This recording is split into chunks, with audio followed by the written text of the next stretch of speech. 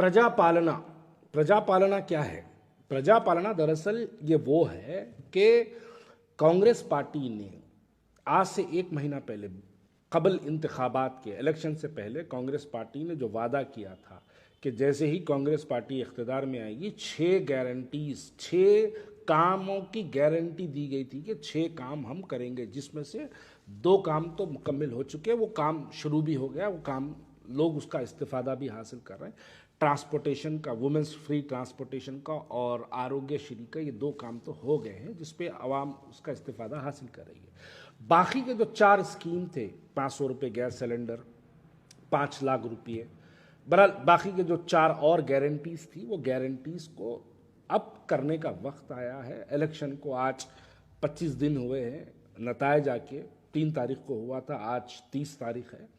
तो 25 दिन के अंदर जो है कांग्रेस तेलंगाना ने इस बात को मुकम्मल कर दिया कि जो वादा किया गया था उस वादे को मुकम्मल किया जा रहा है।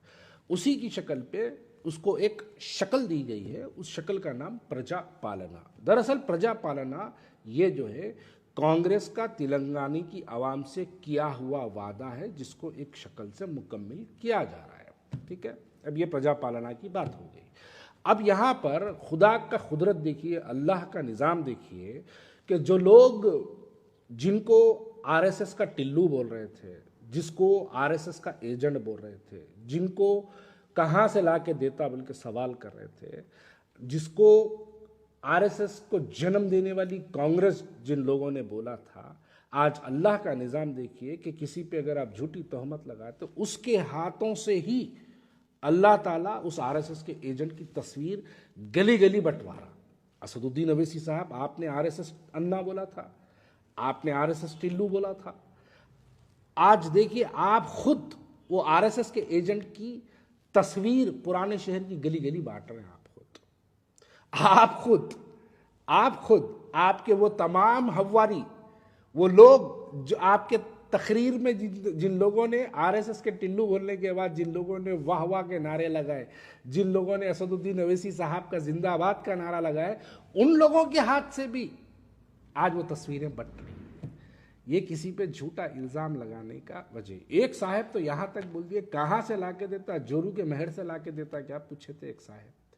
आज वही साहब उसी की तस्वीर पुराने शहर की गलियों में बांट लेते फिर रहे। तस्वीर से मुराद फॉर्म की बात कर रहा हूँ मैं। उसी की तस्वीर पुराने शहर की जो है गलियों में बांट लेते फिर रहे।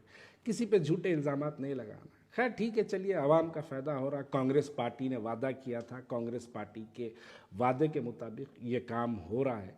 लेकिन सबसे हैरत की बात यह है कि जैसे ही प्रजापालना तेलंगाना कांग्रेस स्कीम का ऐलान हुआ, 6 गारंटीज का जो ऐलान हुआ, राशन कार्डों के लिए हजारों और लाखों की तादाद में हमारी माँ और बहनों को सड़कों पर लाइन लगा के खड़ा हुआ देखना पड़ा। अब मैं एक सवाल करूं तो मेरे सवाल को गलत मानेंगे लोग। 65 साल में आज तक हमारी वो माँ और बहनों के राशन कार्ड क्यों नहीं रहे? अगर नहीं है पुराने शहर के हमारी माँ और बहनों के पास, तो इसके जिम्मेदार कौन है? ये राशन कार्डों की और फॉर्मों की गड़बड़ आपको निजामाबाद, बोधन, करीमनगर, वरंगल, कामारेड्डी से सुनाई नहीं दे रही। अगर आपको ये राशन कार्डों की और ये फॉर्मों की गड़बड़ अगर कहीं से सुनाई दे रही है, तो वो गड़बड़ सिर्फ और सिर्फ मजलिस इत्तेहादुल मुस्लिमीन के 7 हलकों से सुनाई दे रही है। क्या वजह है इसकी? और अगर हमारी माँ और बहनों के पास अगर राशन कार्ड नहीं है, तो ये राशन कार्ड बनाने की जिम्मेदारी किसकी थी? और जिसकी थी वो 65 साल से राशन कार्ड बनाने तक का भी महदूद रहा। यानी वो 65 साल में राशन कार्ड तक नहीं बना के दे सका हमारी माँ और बहनों की। बातें, तकरीरें तो आसमान की बुलंदियों तक होती है। बातें की गई तो ऐसा लगता है कि बस पुराना शहर इस्तांबुल बन गया, पुराना शहर सिंगापुर बन गया, लेकिन हकीकत ये है कि हमारे राशन कार्ड नहीं बने।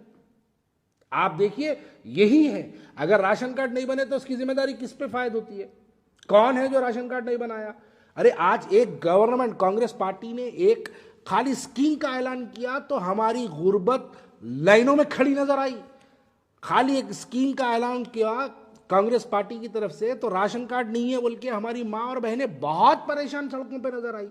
कौन है इसके भाई? 65 साल में राशन कार्ड आपने क्यों नहीं बनाया? क्यों नहीं बनवाने लगाए आप? फॉर्मों की बिकवरी के बारे में बात चल रही है, फॉर्मा बेच रहे हैं। अरे ये फॉर्मा बेचने वाले कौन है? कौन बेच रहे हैं फॉर्म्स? कौन लगा के दिया इनको ठेका?